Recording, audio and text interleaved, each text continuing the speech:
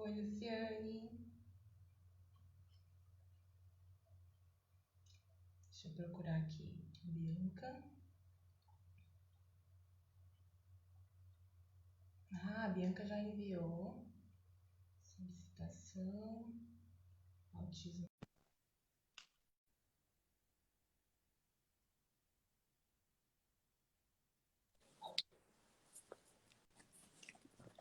Oi, Oi, boa noite, Bianca. boa noite. Ai, meu Deus.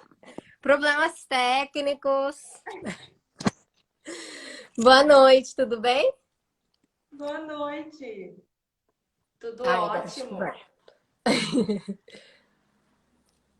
Pronto. Tá tudo certo aí? Conseguiu posicionar? O Sim, celular caiu? consegui. Agora vai. Bianca, eu tenho uma criança que adora esse emoji que tá atrás de você aí. Ah, esse aqui Um cocô. Na hora que eu eu vi, adoro. Eu adoro também. você gosta de emoticons? Eu adoro. Nossa, eu tenho uma criança, tem 5 anos que eu atendo, inclusive ela é irmã gêmea, né? E assim, Ai. a linguagem dela é toda por emotion. Ela gosta de falar de emotion. A minha é por figurinha no WhatsApp. Eu vi que você me mandou uma, mandei. Você gostou da minha? Aham. Também gosto. Deixa eu dar um tempinho, o pessoal vai chegando, pra gente bater um papo.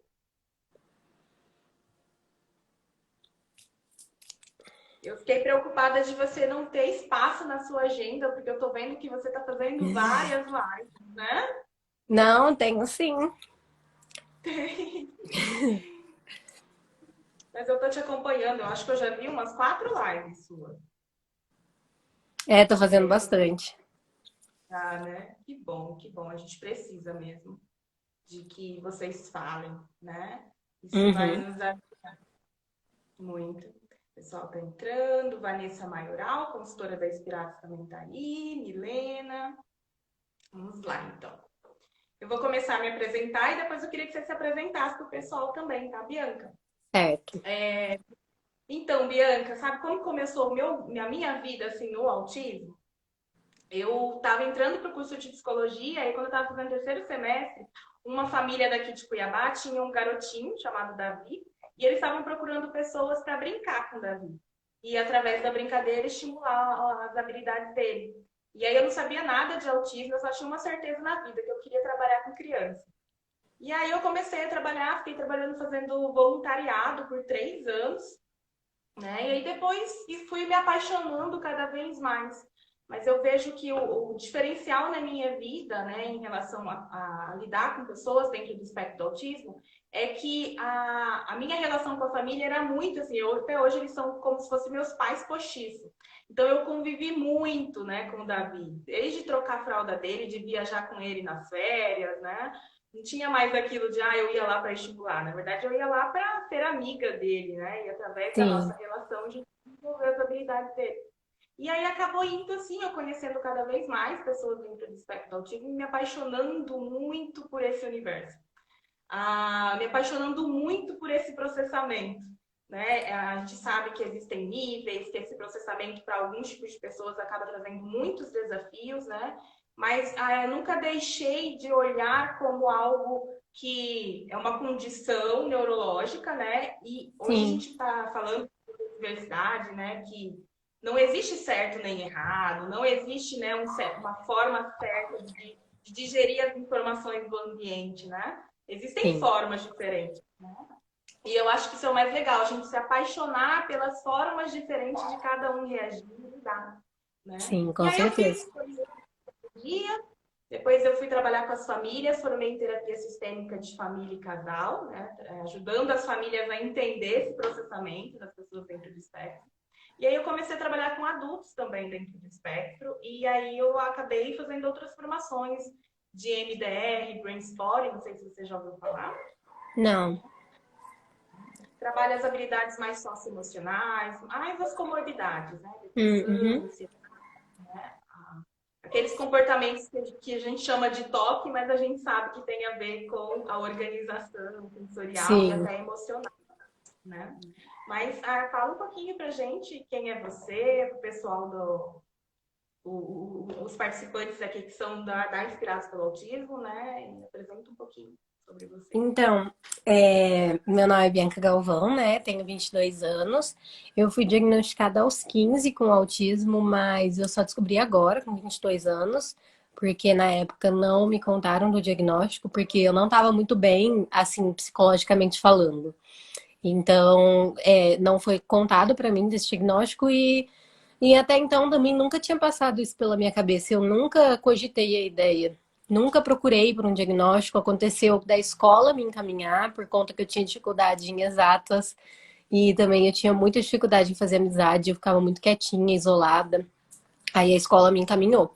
Mas daí, desde que eu descobri, eu reagi muito bem. Eu adorei saber, porque agora eu comecei a me entender, então eu sei como eu funciono, eu passei a respeitar mais os meus limites, porque eu entendo agora o que que é, né? Então, tá sendo muito bom poder falar sobre isso, porque eu consigo passar uma mensagem para as pessoas de que o autismo não é uma coisa ruim. Então, é isso. Não é o fim do mundo, né? É, Quando exatamente. eu fiz, quando eu estudei famílias, né, que foi a minha tese da minha pós-graduação em terapia sistêmica, eu estudei as famílias de pessoas dentro do espectro do autismo, para entender um pouquinho como que dá esse processo de diagnóstico, né? E a Sim, gente viu muito falar sobre luto, né? Sabe o luto que a gente vivencia quando a gente perde alguém, né? sim, É mais exatamente. parecido, mas é um luto de expectativas, né? É, A gente cria várias expectativas sobre os nossos filhos, várias expectativas do que ele vai fazer, o que ele vai escolher, quando vai andar, quando vai jogar bola, quando vai falar, quais são as primeiras sim, palavrinhas, né? E as famílias acabam vivenciando um pouco esse luto. Algumas pessoas digerem mais rápido, né? Às vezes, dentro de um casal, às vezes o pai digere mais rápido e a mãe às vezes precisa de um tempo maior ou vice-versa, né? Como que foi para os seus pais? O que eles falam para você em relação a isso do diagnóstico? então, eu gosto muito de falar desse luto que você falou, porque é um luto de expectativas mesmo, né? Mas eu gosto sempre de falar que eu sei que que os pais fazem isso involuntariamente, mas querendo ou não, não é muito legal a gente colocar tanta expectativa em cima de um filho, porque o filho, a gente tem que entender que ele é nosso filho, mas ele não é uma projeção sua para você projetar todos os seus sonhos e todas as suas expectativas.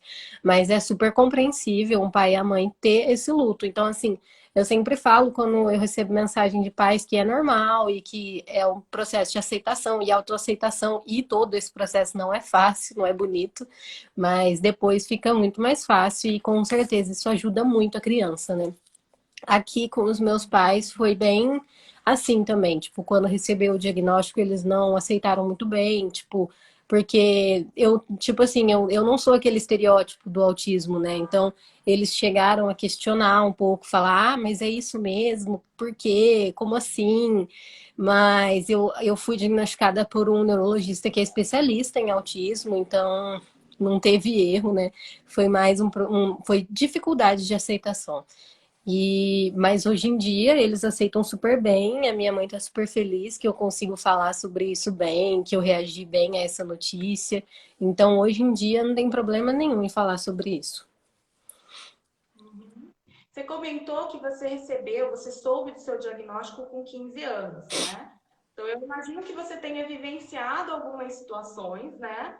De apresentar alguns comportamentos que, aos olhos de outras pessoas, poderiam ser diferente, né? Como que era? Você sentia antes esse olhar diferente sobre alguns comportamentos seu? O que você acha em relação aos pais que agem mais naturalmente, contam antes sobre o autismo para os filhos, né? Talvez com medo de evitar, né? Que o filho até cria algumas crenças, né? Porque a gente tem até alguns adultos que carregam algumas crenças, por exemplo, de inadequação, né? De que tem alguma coisa errada comigo. E aí, quando vem o Sim, diagnóstico, é como se, nossa, eles dessem, graças a uma Deus, até que luz. enfim eu entendi, né? Até que enfim eu Sim, entendi que sou eu mesmo, né? São as minhas sim. características de errado comigo, né? Não é anormal.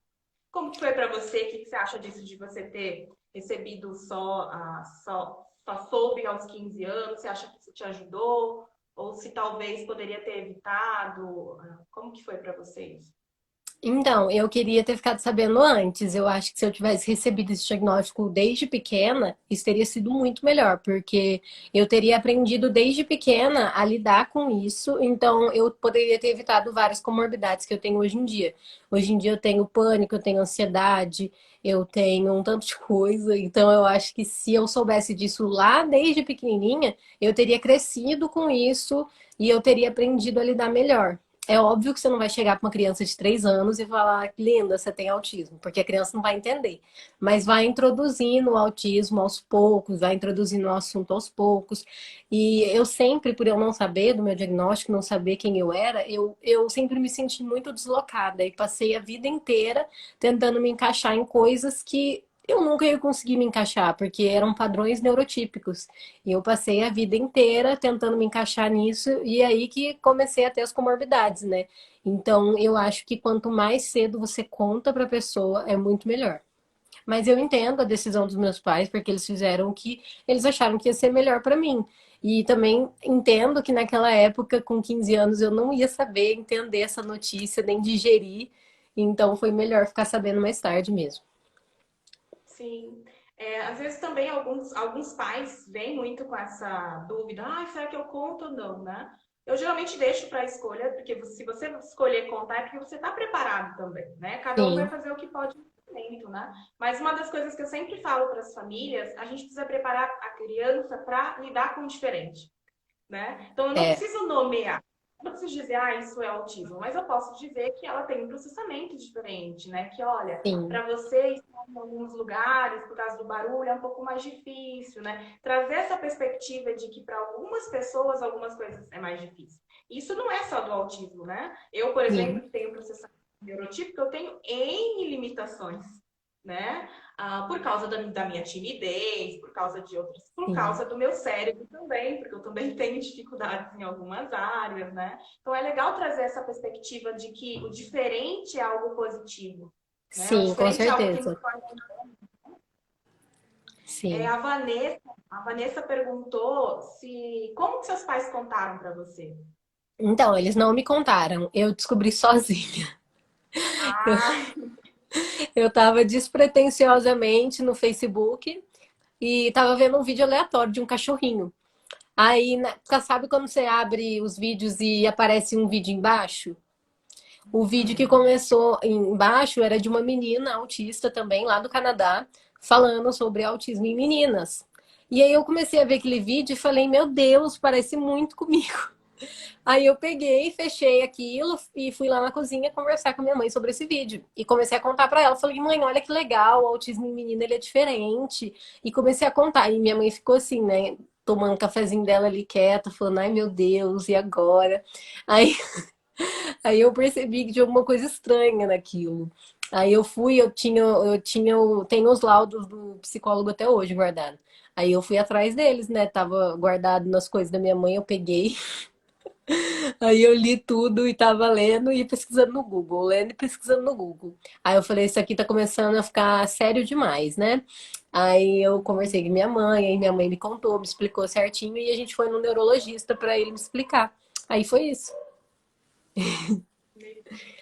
isso que você falou de autismo em meninas, eu vejo até que você é militante no autismo, falando de como é Sim, diferente, como as características elas se apresentam diferente em meninas e sim, o que dificulta até o diagnóstico, né, Bianca? A muito. gente, a gente sabe que já existem pesquisas que indicam que existe uma proporção maior em meninos, mas para diagnosticar, ainda mais se for autismo em adulto, né, já é um pouquinho mais Sim, complicado porque essa pessoa já aprendeu, né, a camuflar os sintomas.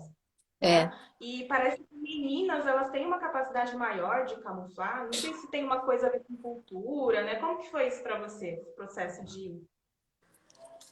Então, isso da camuflagem eu também não sei como ele se dá. Porque muita gente pergunta, mas como que você camuflava isso? Gente, não sei.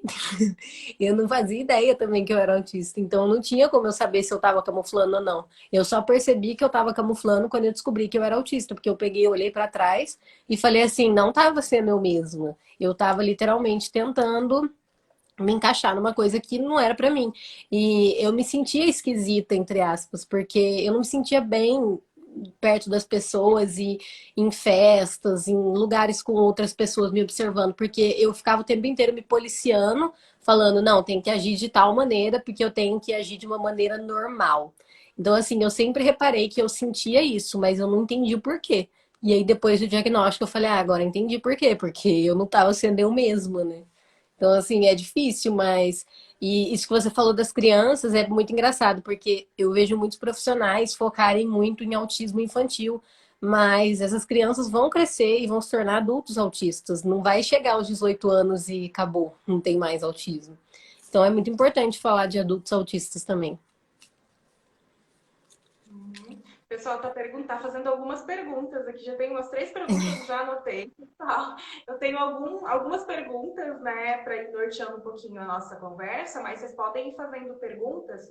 E, Bianca, se você ler alguma pergunta aí, você ficar com muita vontade de responder, tá? Pode Tá. ficar à vontade, tá bom? Sabe que eu tenho uma frase, Bianca, que eu gosto muito, né? E que eu vejo que relata muito a nossa dificuldade hoje, e que é de ambos os lados, né? Então ela fala que assim como as pessoas com autismo, elas não conseguem compreender os colegas, né? Os códigos sociais, né?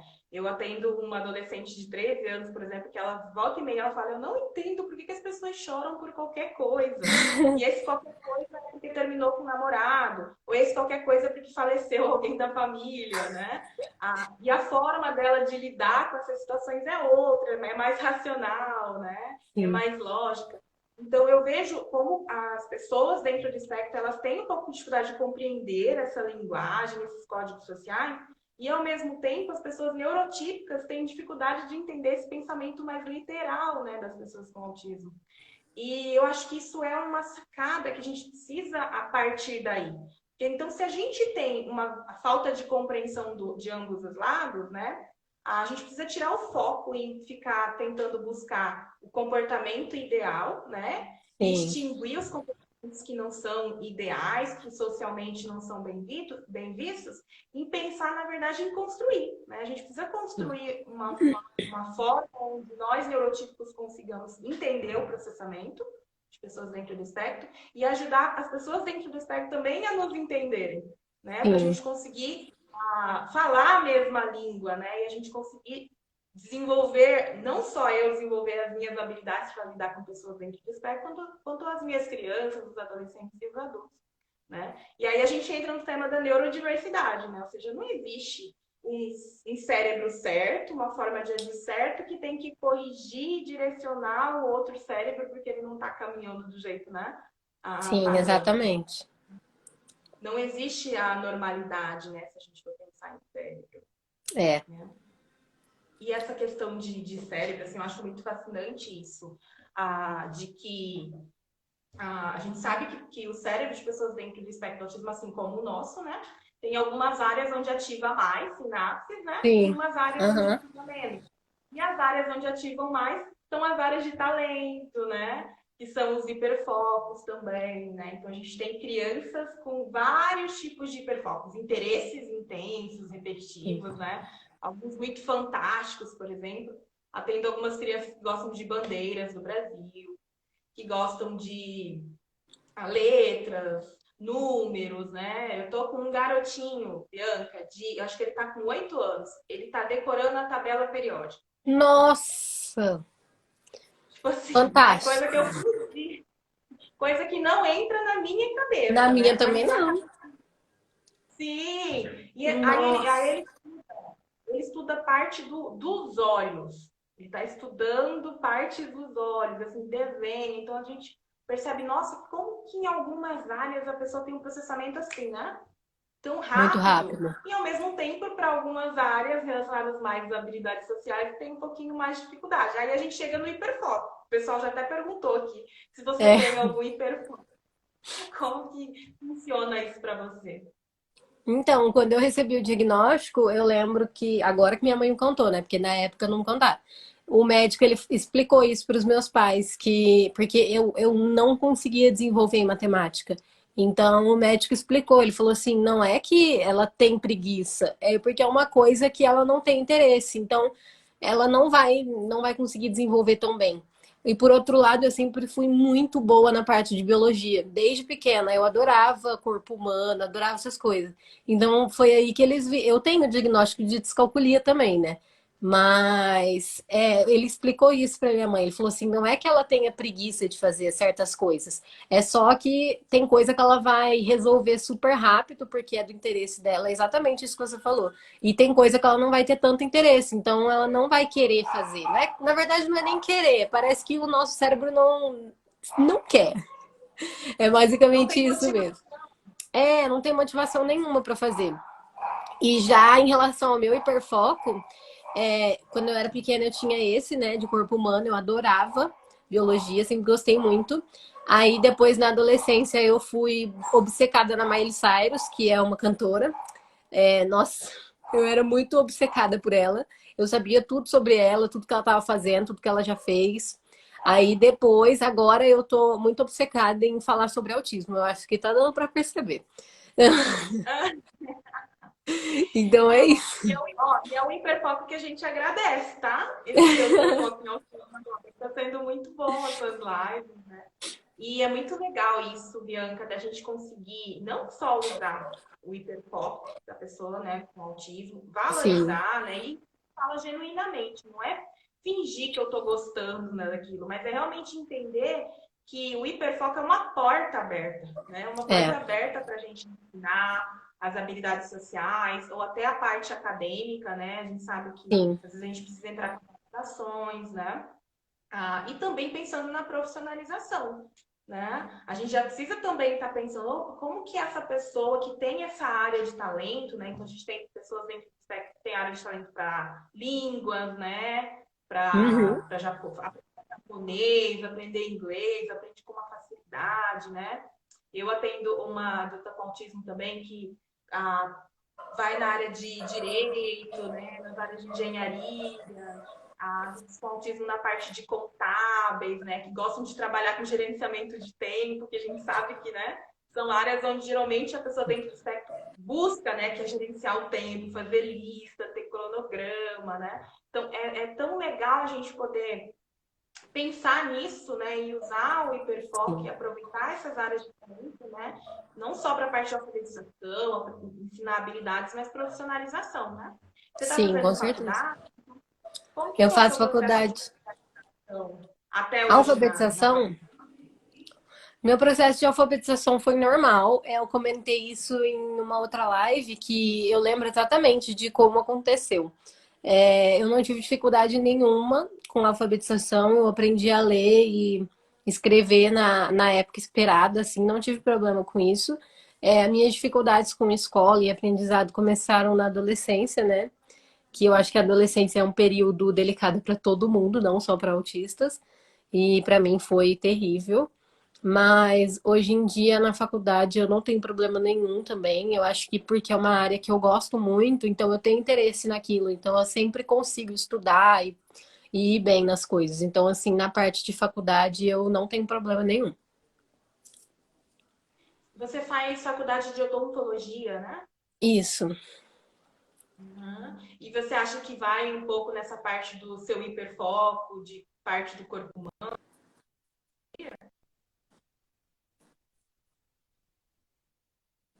Tá Sim, bom. com certeza, porque envolve muito gente, né?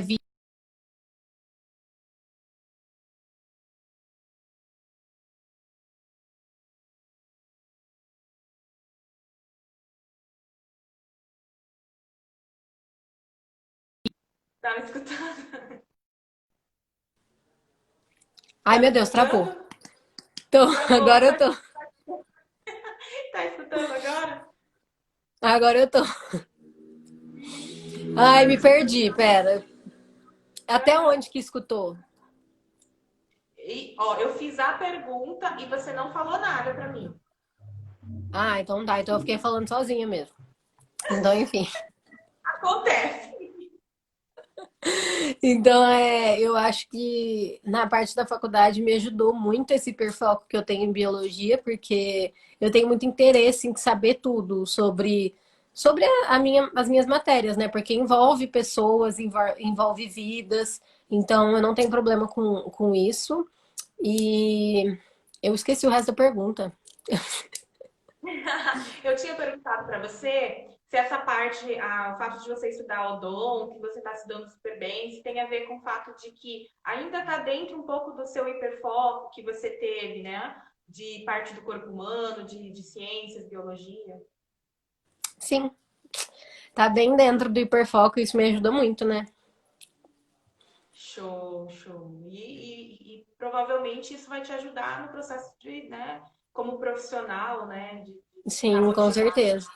Eu pretendo me especializar agora em pacientes especiais, porque como eu tô obcecada em falar de autismo, acho que vai ser legal. Show. E a gente precisa muito, né, de profissionais que tenham essa sensibilidade, né, de que, Sim. por exemplo, tem algumas dentistas, por exemplo, né, aqui de Cuiabá, que elas atendem a criança às vezes no tatame, né, que faz todo É. um processo de transição para com calma para a criança aceitar sentar na cadeira, né, Aham. faz brincadeira simbólica com os barulhinhos, né, aqueles barulhinhos que dá muito medo, né, dos Sim. instrumentos. Então, isso é muito legal.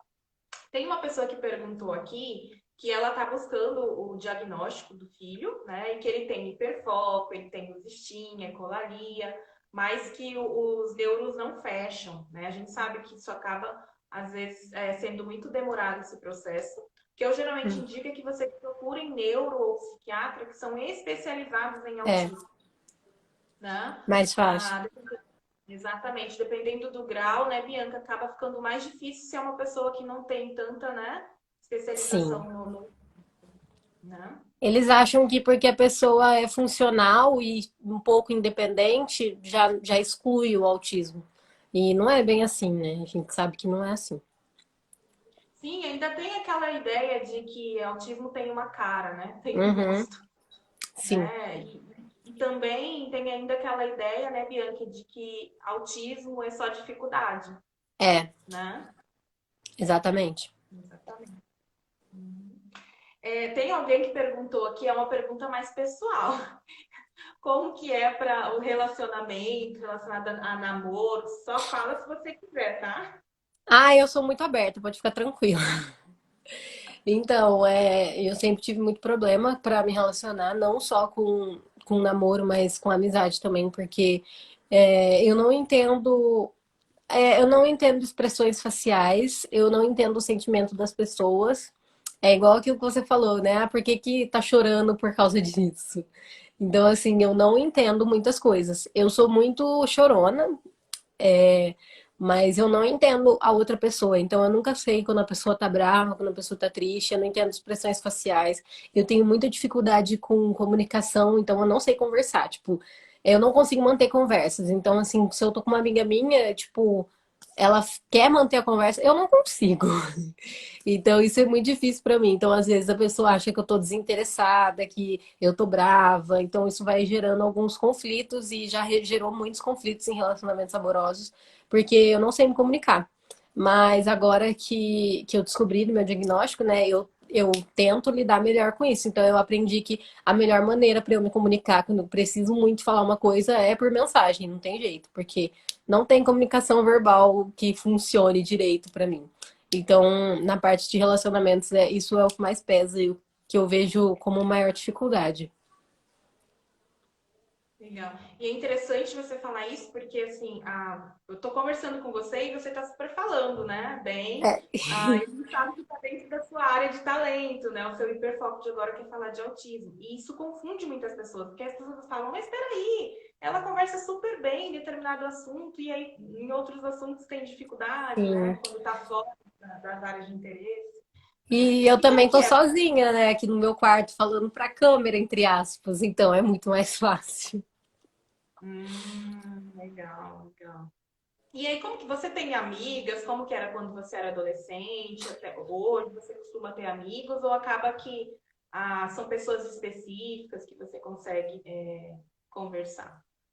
Então, as mesmas amigas que eu tinha na infância são as que eu tenho hoje. São as mesmas e é um círculo de amigas assim pequenas, porque justamente por isso eu não consigo manter as conversas muito bem. Então, assim, essas amigas que estão comigo já estão comigo há muito tempo, então elas já entendem, elas sabem lidar. Óbvio que tem hora que uma ou outra fala, Bianca, tá tudo bem? Você tá brava? Que eu te fiz alguma coisa? Porque é o meu jeito de agir, entendeu? Eu não me expresso muito bem. E em relação a relacionamentos também sempre foi assim. Às vezes eu acabo me afastando da pessoa porque eu não sei me expressar, então eu acabo me isolando. Sim. Olha, eu vou até entrar em um assunto aqui. Eu nem sei, eu atendo muito meninas, né, mulheres dentro do STEM. E uma das questões que elas trazem muito é dificuldade de impor limites, Bianca. Às vezes as pessoas vão atropelando os seus limites, vão atropelando. E isso já vem desde criança, né? Dependendo da forma como essa pessoa trabalharam as habilidades sociais dela, se ela foi muito passiva nesse processo de aprendizado, né? Mas eu vejo que as mulheres dentro do espectro, elas trazem muito isso. Eu vou sendo empurrada e eu vou tendo dificuldade de impor limites, e elas trazem muitas vezes um histórico até de relacionamentos abusivos, sabe? Sim. Eu começo a deixar de ser eu para ser aceita, né? Tem essa coisa de para não aparecer inadequada, para parecer para ficar mais parecida com as outras mulheres, né? Qual que foi isso para você? É, eu já tive relacionamentos abusivos, inclusive, porque justamente por isso a gente não, além de a gente não conseguir impor certos limites, a gente não tem a mesma percepção que neurotípicos têm. Então, muitas das vezes a gente entra numa situação e a gente não vê. Então, assim, eu não tenho percepção nenhuma dessas coisas. Eu sempre preciso ter alguém comigo para saber, tipo, o que que essa pessoa quis dizer, qual é a intenção dessa pessoa, o que que ela quer, porque assim eu não pego essas coisas. Então, isso deixa a gente mais suscetível a relacionamentos abusivos. E e é muito difícil, né? Porque para ser mulher hoje em dia é difícil para tudo. E eu fico pensando quando falo de relacionamentos abusivos, isso não é só para mulheres autistas, qualquer mulher está suscetível a isso. Mas é muito triste que a gente tenha que falar sobre isso em pleno século XXI e que a gente tenha tipo, ter alguém ali do seu lado para estar tá abrindo seu olho, porque você não pode literalmente se entregar para alguém assim, tipo, confiar de olhos fechados, porque a gente não conhece as pessoas, infelizmente. E eu acho muito triste isso de, por eu não conseguir perceber, eu sempre ter que ter alguém lá do lado, porque não deveria ser assim, né? As pessoas não deveriam ser dessa maneira, mas fazer o quê, né? Uhum. Pensando nisso que você falou, que às vezes você não consegue identificar alguns sinais ou intenção das pessoas, né? E Não, a não gente consigo. sabe que na arena social, né, as pessoas falam as coisas com primeira, segunda, terceira intenção, né? Ou elas Sim, falam algo e a expressão é outra. Então, você vê muito adultos dentro do espectro falando que até hoje eles não entendem algumas piadas, né? Ou eles aprendem a rir porque eles estão vendo que as outras pessoas estão rindo, mas na verdade eles não sim. entenderam as piadas, né? Eu faço muito isso. Você faz muito isso. É uma forma que você também já aprendeu a camuflar, né? Olha, tá todo mundo rindo, Sim, então eu vou rir, sim, né? Eu atendi um adulto com autismo que ele me ensinou muito assim sobre essa parte de entender as intenções das pessoas, que ele vendia maquininhas daquelas de Cielo, né? E aí ele falava que ele não sabia o que, que acontecia, mas as pessoas não conseguiam se aproximar muito dele na hora que ele estava vendendo, né? E aí teve um dia que eu falei para ele, como que é o seu rosto quando você está vendendo, né? Aí ele falou, meu rosto é normal. Aí eu pedi para ele fazer o rosto e ele ficava com um rosto que não era tão agradável, né? E aí eu fui falar com ele, eu falei, você já ouviu falar em rosto social? Aí ele falou, rosto social, como que é isso? Aí eu fui contar para ele que nós neurotípicos a gente aprende quando você acorda e está em casa, ok, você fica com o seu rosto normal. Mas se você vai sair de casa, você põe um rosto social. que é um rosto mais agradável, que é para as pessoas olharem para você, né? E sentir vontade de conversar com você, né?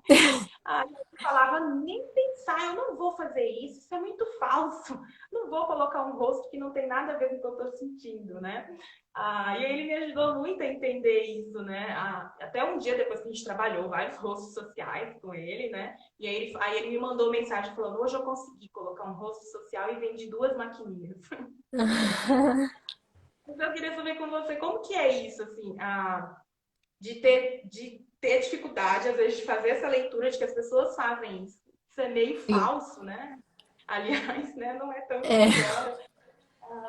E se você já se pegou, às vezes, assim, tipo, tô de boa, tô normal, mas o meu rosto, não, as pessoas não estão, sim. tipo, não é um rosto social. Sim, agora que você falou isso, eu tava contando isso, me passou uma história na cabeça que eu tenho com uma amiga minha, que ela achava que eu odiava ela, porque eu ficava, tipo, a gente era da mesma sala, eu sentava num canto e ela sentava no outro. E eu ficava com a maior cara fechada olhando pra ela. Só que, tipo, eu tava olhando pra um ponto fixo, sabe? Não sabia que eu tava com aquela cara. E eu ando assim na rua também. Várias amigas minhas me encontram na rua e falam: Nossa, mas por que você tá com essa cara andando na rua? E eu fico, gente, mas como assim? E eu nunca tinha ouvido falar de rosto social, adorei. Uhum. E o sincericídio? Você já se pegou em situações falando a verdade, né? Falando o que você pensa, e na verdade as pessoas não estavam preparadas para escutar aquilo. Já, inclusive, já deu umas briguinhas entre minhas amigas por causa disso, porque elas me perguntaram uma coisa e eu falei. Só que não era para eu falar a verdade, né? Elas queriam que eu falasse o que elas queriam ouvir. Mas aí eu falei o que realmente era para falar e a pessoa ficou chocada, falou: "Nossa, mas como assim?" Eu falei: "Uai". E aí eu não entendi a reação da pessoa, porque para mim, assim, eu não tinha falado nada demais. Nada além da verdade, né? Sim, é muito engraçado. Os adolescentes, né, que são mais altamente verbais, eles contam muito. Eles trazem a situação e eu falo, nossa, sério, você falou isso? E ela, mas, tipo, qual o problema? Sim, Era o que eu tava pensando mesmo, né? Ah, exatamente. e aí a gente vai ensinar qual que é a diferença entre mentira e omissão, né? E aí tem os Sim, adolescentes que falam, mas isso é a mesma coisa, não falar algo, né? sim. É uma coisa. É Ah, engraçado. tem uma coisa, tem uma área também que o pessoal geralmente tem bastante dúvida, que é na parte de processamento sensorial, né? E aí a gente fez uma live na semana, acho que foi na semana passada ou retrasada, e veio muitas perguntas relacionadas aos comportamentos repetitivos, né? Por que as crianças fazem alguns comportamentos repetitivos? Por que quando vai no shopping a criança fica pulando, fica procurando luzes, Sim, né? Por que faz flap com as mãos? Por que fica, às vezes, pegando, apego em alguns objetos, né? E a gente sabe que isso tem uma base, talvez uma dificuldade em transições, né? De sair de um lugar para outro, às vezes uma questão sensorial, né? Ou até uma questão emocional, né? Como que foi para você essa parte de disfunção sensorial? Como que era para você lidar com os barulhos, né? O gosto dos alimentos, né? A textura dos alimentos? Como que foi para você, pensando na sua infância e na fase adulta agora? então, eu nunca tive seletividade alimentar, eu sempre comi de tudo, mas eu sempre tive sensibilidade com som.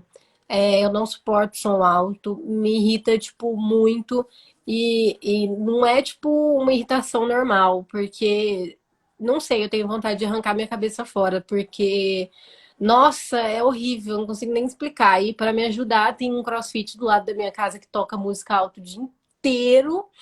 E é muito difícil. Eu sempre tive problema com som. Com luz eu não tenho problema também. Agora, em relação à estereotipia, quando eu era pequena, eu andava chutando, eu andava dando pontapé. E hoje em dia eu entendo, né, que é por conta do autismo. E hoje em dia, agora já na fase adulta, eu tenho muita ecolalia. Mas assim, muita. Eu fico irritada comigo mesma às vezes, porque se eu escuto alguma coisa na televisão ou em algum desenho, ou alguma coisa que eu achei engraçado, eu vou ficar repetindo isso até eu achar outra coisa para repetir. Então, o que eu faço hoje em dia, assim, é mais a ecolalia mesmo, é terrível. E quando você fica falando e repetindo, né, que são as ecolarias verbais, o que que te traz, né? Que sensação te dá quando você fica mais repetitivo? Eu me sinto muito bem fazendo isso. Eu não sei, é uma autorregulação mesmo. Eu adoro fazer, só que às vezes eu começo a me conter, né? Porque eu falo, meu Deus, eu fiquei o dia inteiro repetindo isso, ninguém deve estar aguentando mais escutar, e eu tô lá, tô achando graça ainda, tô achando o máximo ficar repetindo aquilo. Então, eu me sinto bem fazendo isso. E na faculdade, quando você tem que prestar atenção em alguma situação, se a sala estiver muito barulhenta, você percebe se aumenta essas ecolarias, se você passa a apresentar mais alguns comportamentos repetitivos? Como que é? Então, na faculdade eu tenho muito problema com sala de aula porque eu não consigo prestar atenção se tiver barulho. Então, nossa, me atrapalha demais porque eu sento na primeira carteira. Mas se tem alguém falando do meu lado, acabou. Não consigo. Parece que o professor nem tá lá, porque eu não presto atenção em nada. E é muito difícil porque eu acabo tendo que, às vezes, estudar por conta própria em casa depois, né? Porque, infelizmente, o que fala na aula, muitas coisas eu não pego por conta de barulho. Uhum. E se você falou que tem mais dificuldade na questão sensorial, tátil relacionada ao corpo, de cortar cabelo, escovar o dente, ir no dentista, como que era para você? Parte. Então, eu nunca tive problema em relação a toque, essas coisas. Eu sou bem tranquila com isso. Em relação a dentista, essas coisas, cabelo, eu também nunca tive problema. Eu tenho muito medo de ir no dentista, o que é bem irônico, mas não tem nada a ver com a questão sensorial. Legal. Sabe, eu tinha notado aqui também para ver com você uma coisa que é bem que surge muito, né? Na parte do comportamento da criança, que são às vezes as crises quando acontecem mudanças, né? Alguma mudança de rotina, alguma coisa que estava prevista que não aconteceu. Tanto que a gente traz o quadro de rotina justamente para ajudar essa pessoa a conseguir, né, Sim, a ficar mais tranquila. E os adultos dentro do espectro, geralmente eles relatam que eles precisam de uma espécie de mapa visual, né? Então, eles precisam saber exatamente o que eles vão fazer. Se tem que estudar, por exemplo, vai ter prova, primeiro eles organizam tudo que vai estudar, né? E que isso sim, ajuda esse processo. Mas, ao mesmo tempo, eles criam um mapa visual, um mapa mental do que eles têm que fazer. E aí, quando isso não acontece, quando não dá para fazer, por exemplo, você ia fazer a prova de. Por exemplo, tem provas de matemática, geografia e português. Essa era a sequência. Você fez um sim. mapa visual relacionado a essa sequência. Aí vai a professora de português, muda a data, adianta a prova. E aí, como que fica, né? Então, a gente queria saber de você como que é, se você usa isso de ter mapas visuais, listas, o que que você faz para você se organizar? Então, eu sou muito desorganizada, mas muito mesmo.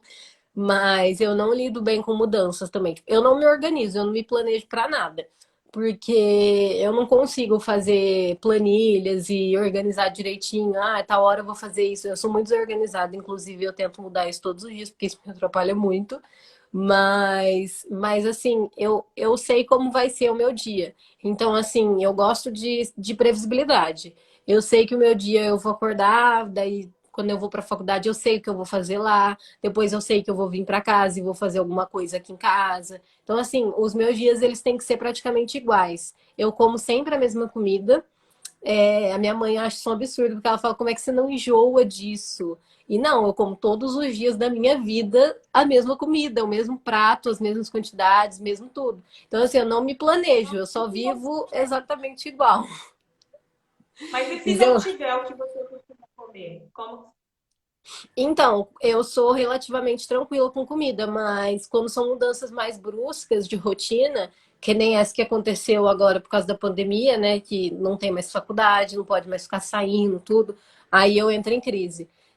Inclusive, no início da pandemia, eu estava tendo muita crise, eu não conseguia dormir, eu estava tendo muita crise de choro, coisa que eu não tinha há anos. Então, eu precisei voltar no médico e pegar umas medicações, porque eu estava Era crise atrás de crise o dia inteiro, porque saiu completamente da minha rotina e o que estava me dando mais desespero é que não tinha como eu voltar para minha rotina de antes, porque não tem como, né? Agora que a gente está vivendo esse momento. Então é muito difícil sair da rotina para mim, apesar de eu ser bem desorganizada.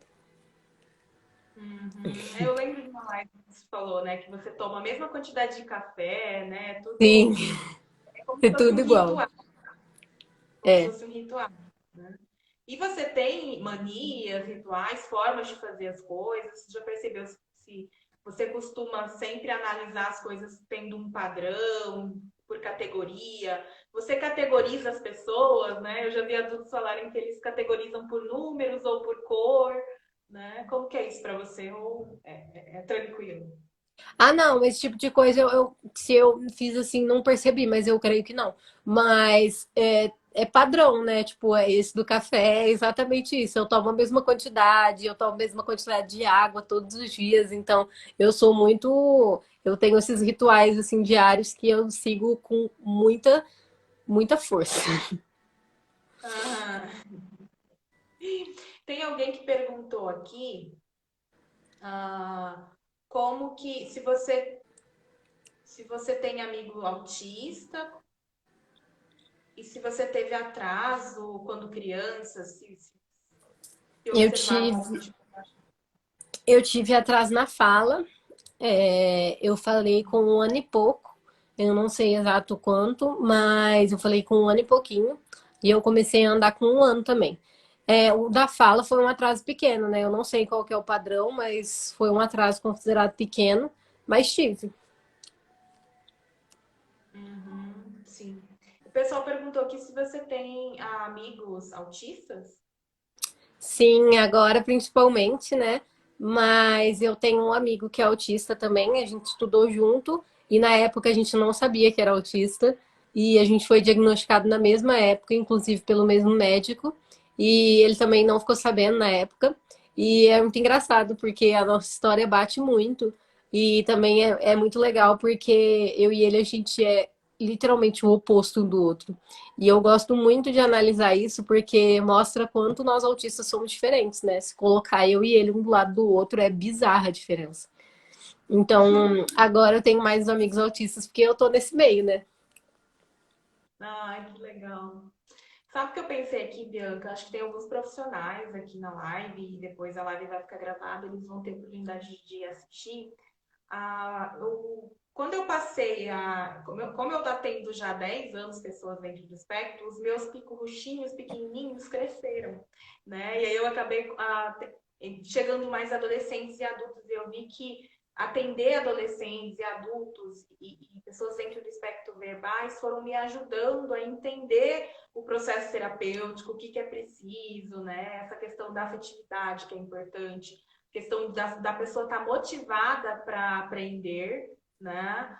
Essa Sim, questão da gente focar em construir e não ficar extinguindo comportamentos, né? Porque quando eu fico focando em extinguir comportamentos, automaticamente, né, o que está por trás dessa lógica é que tem comportamentos que não são bons, não são adequados, né? Que a gente tem que extinguir. E a gente sabe que, sim, existem alguns comportamentos que a pessoa pode estar se machucando, né? sim. Quebrando do ambiente. Então, esses comportamentos a gente vai propor redirecionar, né? Mas eu queria que você falasse um pouquinho, eu não sei se você chegou a fazer terapias, quais são as terapias que você fez, e o que você poderia falar para os profissionais que estão assistindo a live, assim, falar, se colocando, né, no lugar dos pacientes e dos clientes, o que seria legal, né, a gente estar atento, né, nesse processo de ensinar. Acho que ensinar habilidades é importante, né? A gente sabe disso, Sim. a importância do tratamento.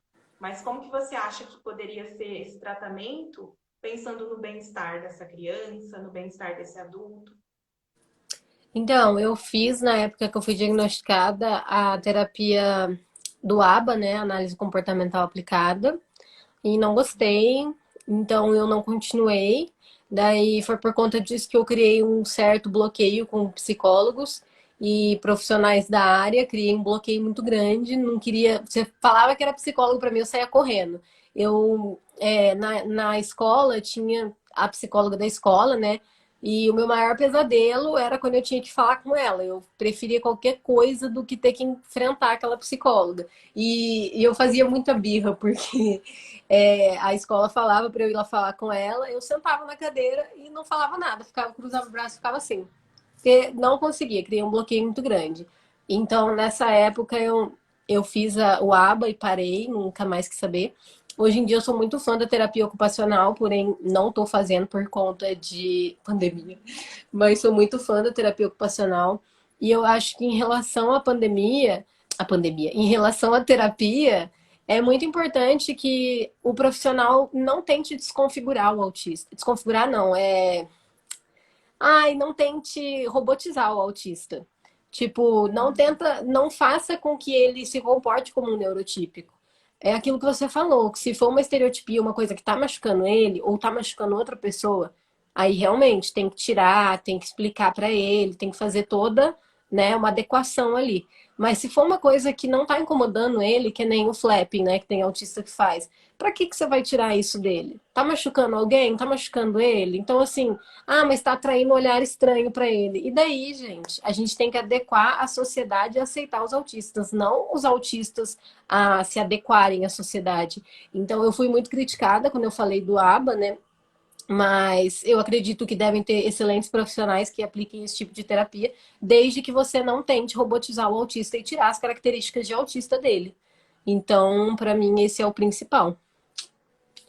Sim, e a gente sabe que os comportamentos repetitivos ele tem uma função que é a autorregulação, Sim. que é trazer calma, né, para trazer conforto. E eu vejo que, eu fico pensando, quando a gente retira, né, esses comportamentos e a gente não ajuda essa pessoa a se autorregular, buscar outros comportamentos para se autorregular, a gente acaba deixando um buraco ali, né? E Exato. aí é onde eu vejo que acaba surgindo as comorbidades, né? Sim. Os estados mais depressivos, né? A ansiedade. Como que foi isso para você? Que essas comorbidades acabam vindo e estando mais presentes na adolescência, fase adulta? Então, eu fui diagnosticada com ansiedade e com pânico em 2016, e foi quando eu tinha duas, três crises por dia. Eu acordava assim, tipo, às vezes a minha mãe trabalha, ela fica em casa e fica saindo, porque ela vende cosmético, então ela sempre tá em algum lugar. E às vezes eu acordava e minha mãe tinha saído para fazer qualquer coisa, eu tinha uma crise de pânico e eu já cheguei ao nível de sair andando pela rua procurando minha mãe, tipo, no meio de uma crise, porque eu surtei.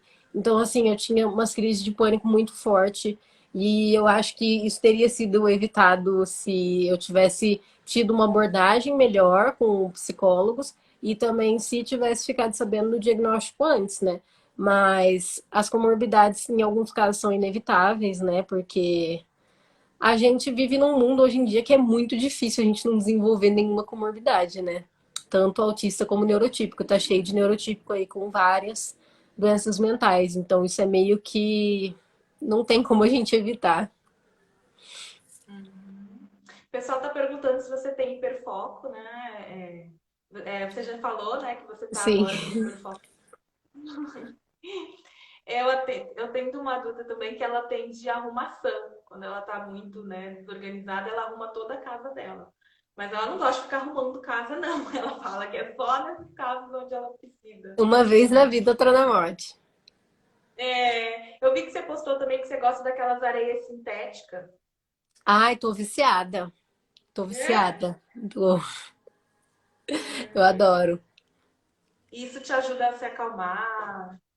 Sim, eu sempre gostei muito de massinha desde pequena, mas agora essa areia é tudo pra mim. Nossa, foi a melhor invenção. Eu adoro. Show, show. A gente fala muito com os pais em relação a isso. Os pais têm muito medo nesse sentido, assim, de da gente falar, olha, tá tudo bem, às vezes a pessoa tá com hiperfoco agora, isso logo passa, né? Às vezes a Sim. gente gasta uma energia enorme batalhando contra o hiperfoco da criança, né? E daqui 2 semanas já é outro, Esquece, é. né? Sim, e que às vezes eu vejo que é muito mais vantajoso, né? Não só para o bem-estar da pessoa, né? Dentro do espectro. Imagina, né? Eu gosto de algo, gosto muito de algo, e alguém vem e fala para mim que eu não posso fazer aquilo. Né? Quem que vai Sim, ficar feliz, né? Quem que vai ficar bem fazendo isso? Então, é interessante a gente falar isso para os pais, né? De que, olha, a gente pode aproveitar o hiperfoco, daqui a um tempo sim, já tudo é de exatamente. casa, né? Ah, tem uma mãe aqui, a Luciane, que está perguntando se você tem irmãos. Eu tenho duas irmãs mais velhas, mas a gente não tem contato. Elas moram em outra cidade. Ah, sim. Eu ia até perguntar como que era, se você tem irmãs, como que era a sua relação com os irmãos, né? Porque a gente tem toda uma questão também de quando tem um irmão, né? Esse irmão não ser responsável, né, pelo outro irmão que tem autismo, mas Sim. também ser apoio, né? Porque é um ótimo modelo, né? Você chegou a conviver com as suas irmãs ou não? Não teve convívio? Sim, a gente conviveu muito tempo junto. Elas são bem mais velhas que eu, então na adolescência delas eu era pequenininha. A gente conviveu junto quando eu era pequena e depois um pedaço da minha adolescência também convivi com elas. Tem uns 3, 4 anos só que a gente tá afastado. Ah, legal.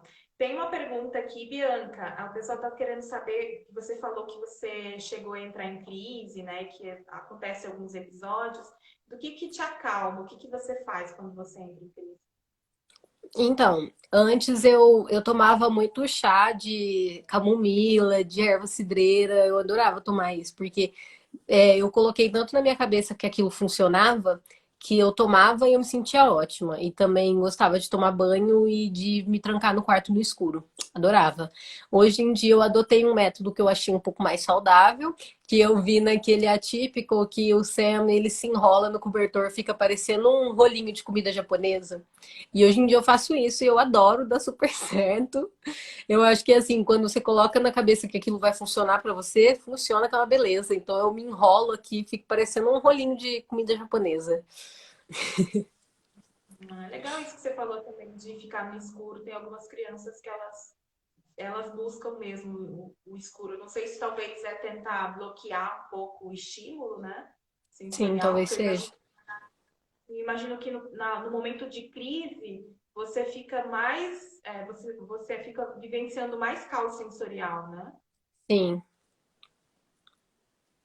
Legal. Pessoal, muito obrigada pelas perguntas, tá? Tá show as perguntas. Deixa eu ver se aqui tem mais alguma que a gente não respondeu. Ah, o pessoal está perguntando também se demorou muito tempo o processo de investigação do diagnóstico. Demorou uns 6 meses. Demorou um pouco, sim. É porque aí foi feito na adolescência também, né? É. Na verdade, você recebeu o diagnóstico antes, você só soube quando você era adolescente. Não, eu recebi com 15 e soube com 22 agora. Ah, sim, entendi. Nossa, então tá super recente que você soube. Sim, tem 2 meses. Nossa. E você tá super lidando, né? Aí já tá militando, e já tá. Tô muito louca de militar. Que legal, que legal.